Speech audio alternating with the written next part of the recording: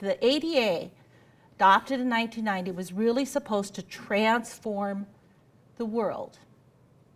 And unfortunately, however, it did not. Despite the hopes behind the statute, which became effective in 1992, certain parts of its language were interpreted very literally. And when you read the language of the Act didn't necessarily coincide with what the dreams and intents were behind the Act. Most notably was what it defined as a person with a disability. Now, the statute defined a person with a disability as a person with a substantial limitation of a major life activity. When the Act was originally adopted, the intent of Congress in its notes was to, among other things, cover things like persons with diabetes, with epilepsy, with cancer, with developmental disabilities, because these were all seen as things which were or regarded as substantial limitations on major life activities. The thing is, as it turned out, the courts interpreted it, though, to mean that a person was to be regarded not as they might be if they weren't taking medication. For example, persons with diabetes take insulin. Persons with epilepsy take anti-seizure medications.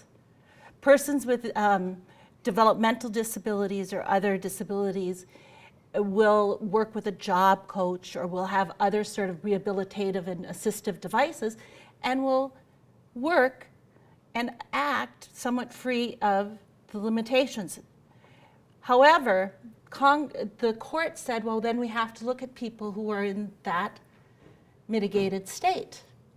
And as a result, the courts held, and this was following some Supreme Court decisions, the courts held, well, we will no longer look at a diabetic in their unmedicated state. We'll say, are they substantially limited in their major life activity on medication? Is a person who has a developmental disability substantially limited given the education they've received and how they've been able to incorporate their disability? Is a person with epilepsy substantially limited? And as a result, the courts determined that things such as epilepsy were not a disability, intellectual disabilities were not disabilities under the Act, persons with cancer were not persons who had disabilities. In fact, most of the case law on cancer, in fact, dealt with breast cancer. And the courts were holding, well, breast cancer isn't a substantial limitation of a major life activity. You can still lift, you can still see, you can still hear, you still go to work, you still come home from work. Too bad if you have to have some time going through your chemo, but it's not a substantial limitation of a major life activity. So at the end of the 2000s, in 2008, it became clear that the Act wasn't doing what it was intended to do. In fact, what we had was a case where if persons were to bring a case in court, the Americans with Bar Association found that over 90% of the people who were asserting that they had been discriminated based upon disability were losing. So an effort was made, a substantial effort was made that took a number of years to try to amend the Americans with Disabilities Act, and this was effective and became signed into place by George W. Bush and effective as of January 1, 2009.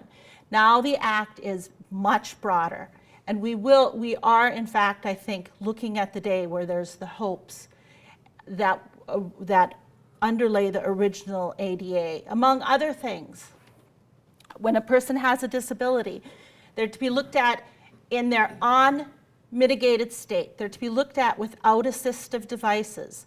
So because somebody has, for example, epilepsy, you don't look at the person who has epilepsy as they are when they take the medication. You look at them as they would be had they no medication. If a person has cancer and it's in remission, you don't look at them in the mitigated state as they are in remission. You look at the condition as though it was active. So now, as the time continues and we're getting to see more of the Act, we see not just that the EEOC's regulations, but that the underlying the court's decisions are recognizing that there's certain things that will just be protected by the Act. They will be considered disabilities under the Act. This includes deafness, intellectual disability, missing limbs, certain mobility impairments, cancer, CP, diabetes, epilepsy, HIV, MS, muscular dystrophy, major depressive order, bipolar disorder, PTSD, obsessive compulsive disorder, and schizophrenia.